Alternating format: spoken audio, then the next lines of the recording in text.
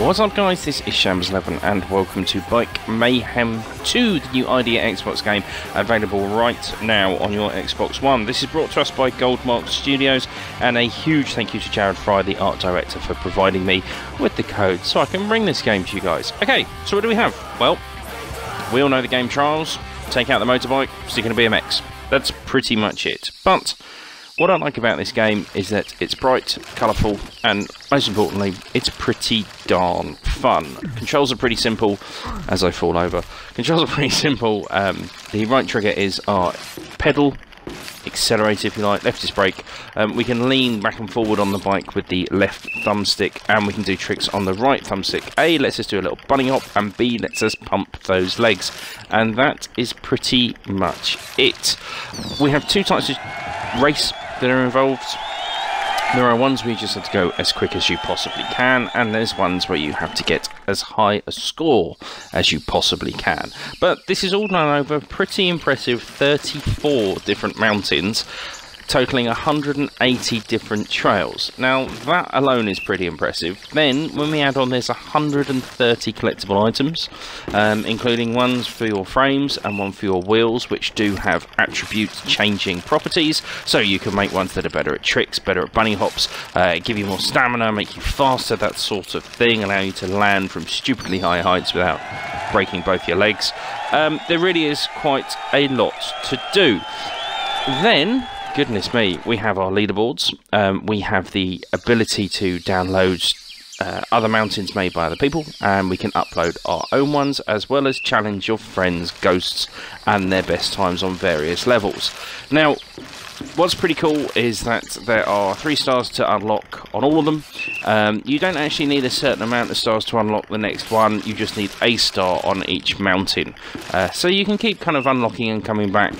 If you notice you hear the little whistles going off, they are checkpoints. If you fall, that is right on cue. If you fall, you can restart from the checkpoint, but you will not be getting those all-important 3 stars at the end of the race.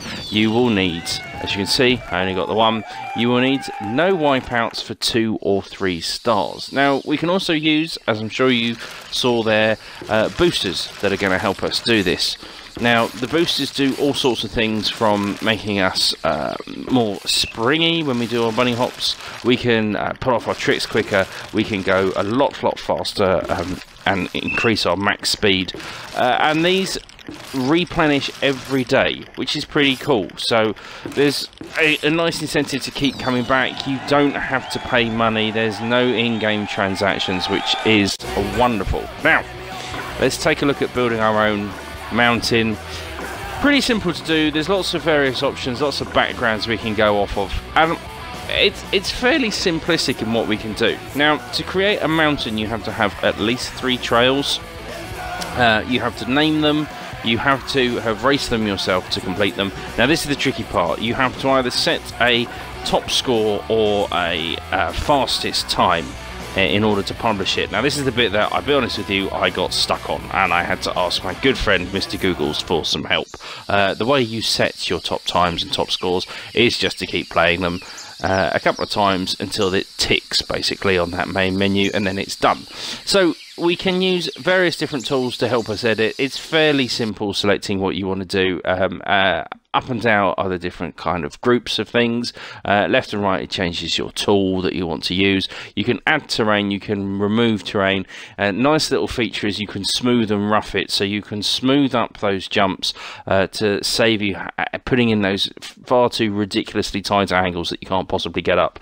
But you can also rough up the ground a little bit to make it a little bit more tricky, you know, maintaining that balance on your bike. Now, one of the key things on this game is actually keeping up your stamina. If you go all out and just pedal, you are going to be absolutely knackered. Going downhill is absolutely fine, but coming uphill, you're going to slow right down. So these jumps would be virtually impossible.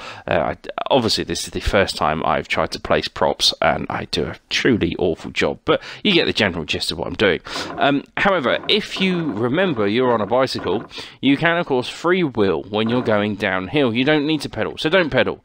And then when you come to those uphill sections, you'll have that extra bit of energy to get up. Now, guys, this amazing track that I have built that is truly terrible is actually available online. Feel free to download and actually try out how bad I am. These are some of the ones that I've actually downloaded. And, of course, because people are uploading and downloading like me, there are some that are good and some that are truly appalling, but you know, it's pretty impressive the ideas that people come up with. Achievements wise, we're looking at a nice little mix. There's 21 achievements. A couple of them will throw at you straight away, 10 G's here and there. To get them all, we're going to have to do all sorts of things. You're going to have to do online challenges, you're going to have to get all the stars on all the races, you're going to have to build and upload 5 mountains, you're going to have to download and try 10 mountains. So there's plenty to do, plenty to keep you interested, plenty to keep coming back, and really it's worth it. It's a lot of fun I've found so far. Guys, as always, thank you ever so much for watching. Till next time.